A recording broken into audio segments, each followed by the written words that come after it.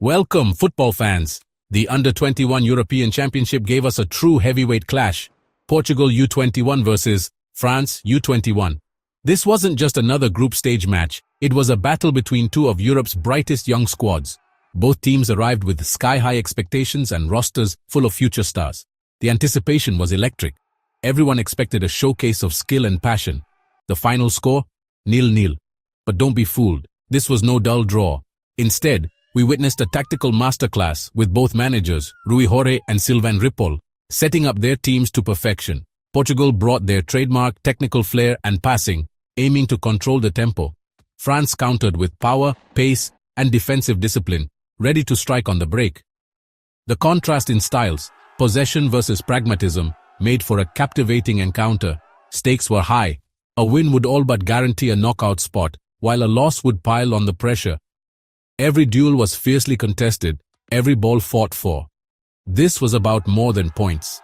It was about making a statement to the rest of Europe. Neither side was willing to give an inch.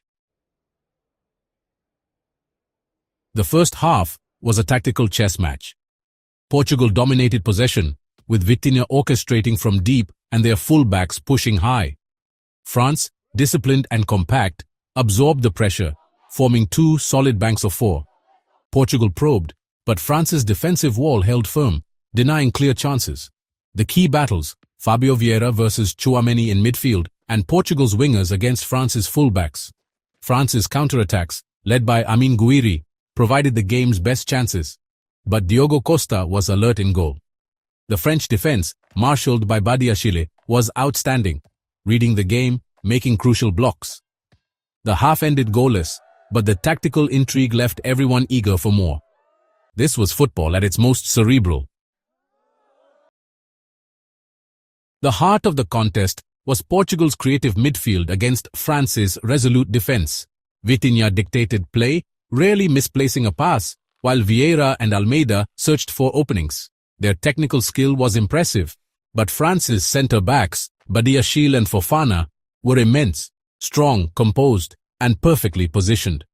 The French backline worked as a unit, giving Portugal's attackers no space. Vitinha was Portugal's standout, always probing, always available. For France, Badiashile led by example, winning headers and making vital clearances. Both goalkeepers, Costa for Portugal, Meslier for France, were sharp and confident, making key saves when called upon. The defensive discipline on both sides was remarkable. Every attack was met with a wall of resistance. This was a showcase of football intelligence and composure under pressure. The midfield artistry and defensive grit defined the match. The second half saw Portugal ramp up the intensity, pushing forward with urgency. Fullbacks overlapped, attacks became more direct, and the tempo soared. France responded by sitting deeper, defending with discipline, and waiting for counter-attacking chances. The match opened up. Portugal probing, France threatening on the break. The tension was palpable, every attack felt decisive. Portugal's best chance came from a dangerous cross, but France's defense scrambled clear. Despite relentless pressure, Portugal couldn't break through. It was a battle of wills, attacking intent versus defensive resilience.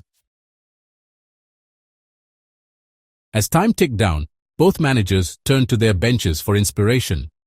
Portugal introduced Goncalo Ramos and more creative midfielders, injecting fresh energy and physicality. France responded with reinforcements in midfield and defense, plus a pacey winger to threaten on the counter. The new faces changed the game's rhythm. Portugal pressed harder, France held firm. Ramos made his presence felt, but the French defense stood tall. France's substitutes helped relieve pressure and create a few late half chances. The tactical adjustments kept the match finely balanced until the final whistle. Both managers showed their tactical acumen in a tense finale.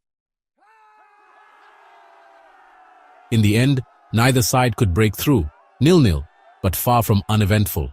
This was a goalless classic, defined by defensive brilliance and tactical intelligence. Portugal's technical dominance met France's defensive wall in a captivating contest.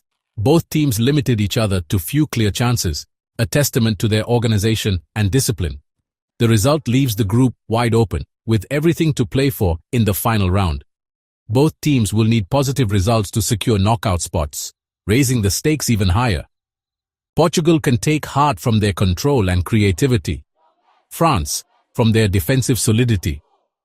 The stage is set for a thrilling group stage conclusion. This match was a tactical masterclass, showcasing the next generation's quality and composure. We can't wait to see what comes next.